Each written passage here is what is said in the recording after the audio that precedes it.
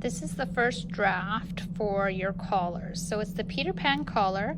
The Peter Pan collar has a few variations. One has like a full roll where it sits a little higher around your neck with a 1-inch stand.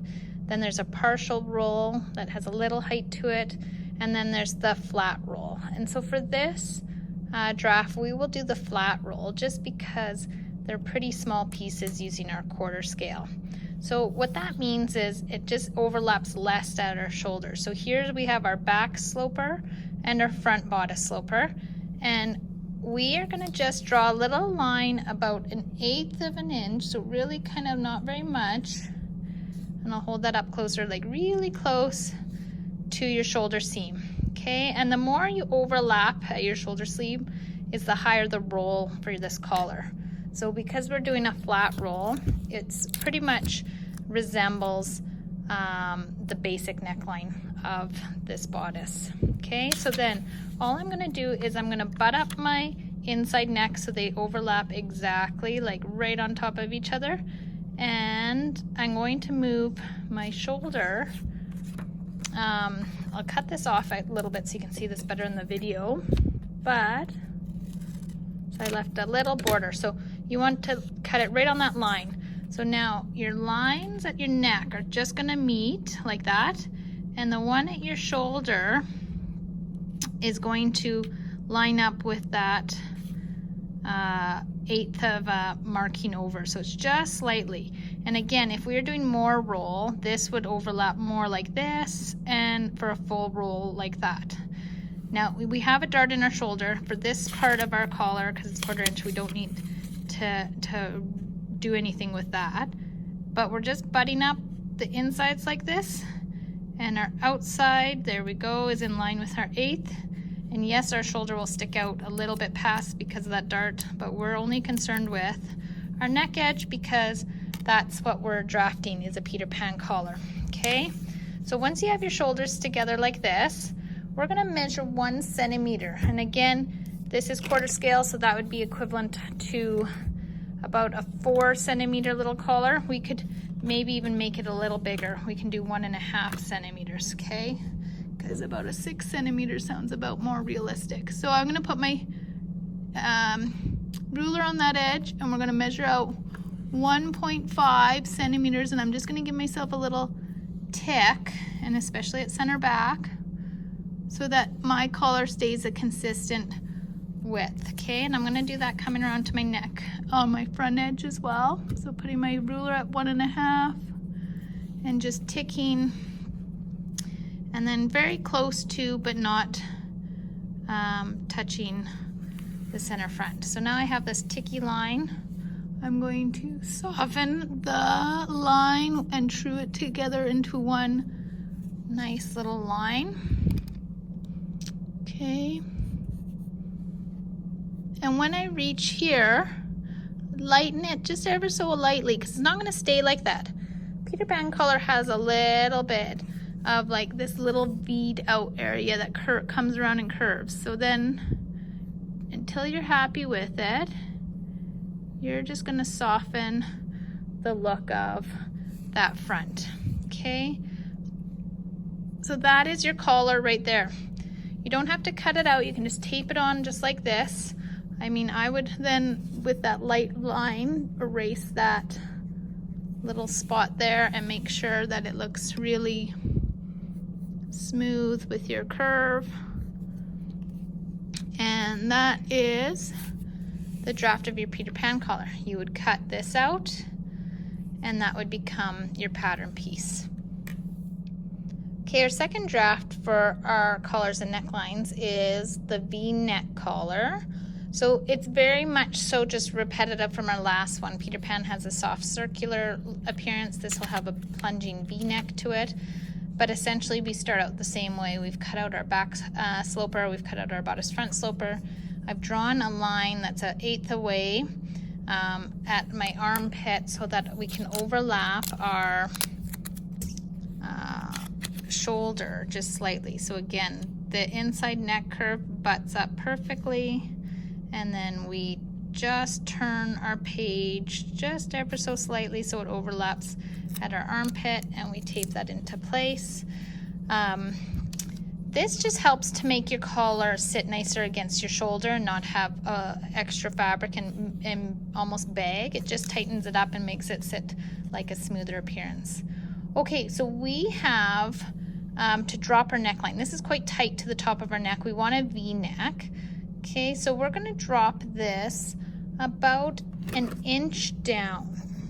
Okay, so if you draw an inch here on your page, I have it at the top of my neck, 1 inch down, and give yourself a new little tick. Okay, so that's 1 inch. That's going to be our new neckline. And so what you're going to do is you're going to take it from your shoulder, because we never lower our back neck. It stays pretty close to the back of our neck, and soften it. And then from here down, we can draw our V. Okay, so starting sort of at our edge here, lining up with our V, and that becomes our V neckline. Okay, essentially what you've done is you remove this bit of fabric, so that's not part of our pattern anymore. And then using your ruler again, we're gonna make it about a 1.5 centimeter wide collar. I'm gonna give myself some ticks where I can just draw where my collar is going to be. So I'm going to put 1.5 on my neck edge, give myself my little tick there, kind of move it around at the 1.5, and continue to give myself a few 1.5 centimeter ticks so that it is nice and even. Okay, and then all the way down our neckline. And again, once you have that, we would connect our dots smoothly.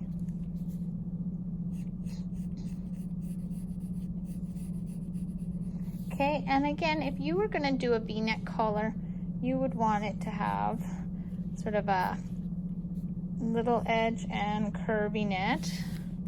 So sort of V it away from your neck, and then at the same time, you know, softening this with a bit of a curve. And then once you like your shape, you can erase anything that extended past it so that you have a softened curve there. And so that would be our shoulder coming down into our new V-neck. That would get cut away, and this piece that you just drew would be the collar that goes on to your V-neck shirt. For our third collar, we're going to drop the Mandarin collar. So again, you need a front and a back bodice sloper. We're just going to measure the neck curve on the back first. And so I take a tape measure, and instead of trying to go around a curve with your tape measure flat like that because it will ripple, you stand it on its end, and we're going to measure from center back up to shoulder seam, and you could place it whichever way if you want inches or centimeters. I'm going to do mine in centimeters today, and I get well, 2.4. Okay, so this little neck curve is 2.4 centimeters. And then my front neck curve, I'm going to do the same too, and I get 3. Okay, and so now those measurements are important because we're going to draw a straight line. I'm going to refer to those in a second, but just take your ruler, and it doesn't have to be a long straight line, just across your page, kind of like that to start. And so our back, this would become our center back of our collar. So make a line that's very perpendicular. Perpendicular means right angle. So if I keep my one grid line on my line I just drew, and I draw up about 1 centimeter tall, because that would be a place on fold at center back. And so when we measured our back, we got 2.4 centimeters. So take your tape measure now and put it along your line and measure out your 2.4 centimeters and draw a little ticky there.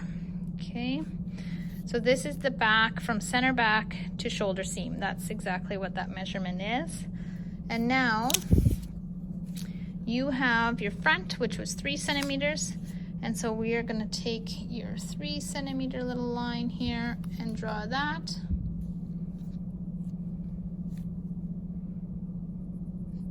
And that's the distance from your shoulder seam to your center front. So this is the total length of our collar. Okay, that was just extra for drawing a line quickly. You could erase that. We don't need that extra anymore. So this is to the top of our collar. Okay, so we're gonna make our Mandarin collar be a centimeter tall, because that would be about 4 centimeters in full life, and a Mandarin collar just stands. It's not a very wide collar. So I'm gonna take my ruler and give myself, again, a few ticks along here at my 1 centimeter line. But near the end of your Mandarin collar, it will start to just slightly curve up. So we don't start the curve, we leave it and we start curving it up at our shoulder mark, so not way back here. And all you're going to do is just gently, not a whole lot because this is quarter scale, maybe go up about 2 or 3 millimeters from your line, just to give it a soft, gentle increase. Okay, and so we don't want our collar to go wide then skinny, so we might have to move up our, well, you will have to move up that 1 centimeter line so it mimics it. So now when you draw your line to connect, it will slowly curve upward. Now this is center front, so on a Mandarin collar it will have a nice stand, but then it just curves away, something like that. Okay, so it has a soft curve. You could get rid of that line. You could leave that line to show that you've curved it up. It doesn't matter, but you would essentially not cut along that line.